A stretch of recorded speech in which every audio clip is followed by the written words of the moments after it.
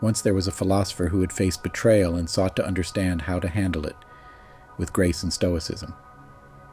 He pondered the intricacies of human relationships, wondering if there could be a method to not just endure, but to gracefully overcome the sting of betrayal. His journey began with an exploration of the Stoic philosophy, which taught him that our reactions to external events are within our control, even if the events themselves are not. This idea planted a seed of curiosity. Could the ancient wisdom of Stoicism offer practical advice for modern betrayals? The philosopher discovered a concept known as the dichotomy of control, which suggests that some things are within our control while others are not. The key, he learned, was to focus on our own actions and attitudes rather than external circumstances.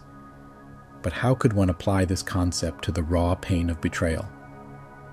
He realized that understanding this distinction was crucial, for it empowered him to change his perspective on the betrayal, shifting his focus from the betrayer's actions to his own response. This shift in focus led him to explore the science of emotional resilience, which posits that individuals can train themselves to recover quickly from difficulties. Curiosity gripped him as he delved into studies showing that resilience could be developed through practices like mindfulness and cognitive restructuring. But what role could these practices play in dealing with betrayal? The philosopher found that by employing these techniques, he could observe his emotions without becoming overwhelmed by them, allowing for a more stoic response to betrayal. As he continued his research, the philosopher stumbled upon the concept of forgiveness from a psychological standpoint.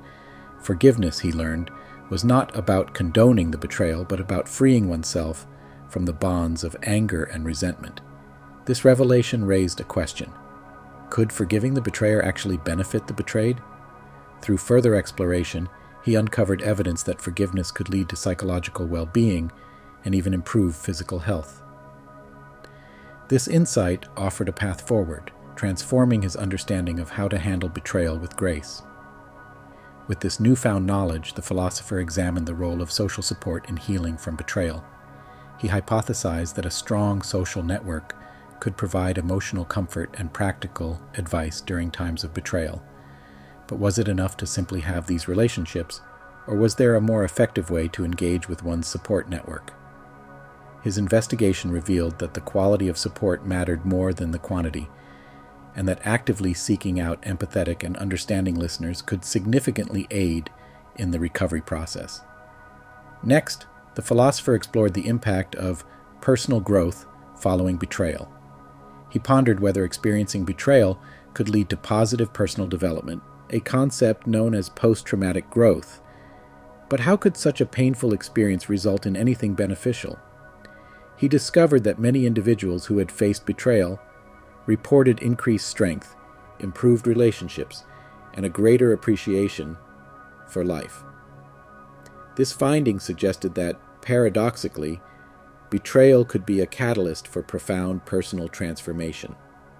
The philosopher then turned his attention to the concept of narrative identity, the idea that people construct their identities through the stories they tell about their lives. He wondered if reframing the story of the betrayal could alter its impact on his identity. His research led him to the technique of narrative therapy, which encourages individuals to rewrite their personal narratives in a way that empowers them.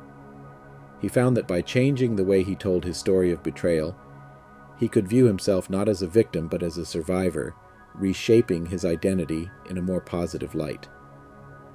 As he delved deeper, he encountered the principle of Stoic acceptance, accepting what cannot be changed and focusing on what can be. But how could one truly accept betrayal without succumbing to bitterness or despair? He realized that Stoic acceptance was not about passive resignation, but about recognizing the limits of control and choosing to focus energy on constructive responses. This approach allowed him to accept the reality of the betrayal without letting it define him. The philosopher's journey led him to the realization that handling betrayal with grace and stoicism was not a matter of suppressing emotions or ignoring the pain. Instead, it involved a complex interplay of understanding human nature, practicing forgiveness, seeking support, fostering personal growth, and rewriting personal narratives. But could these insights be practically applied to help others navigate the treacherous waters of betrayal? He decided to share his findings, teaching others the principles he had uncovered. As more people applied these strategies, reports of healing and transformation began to emerge. Individuals from diverse backgrounds shared stories of overcoming betrayal with dignity and strength.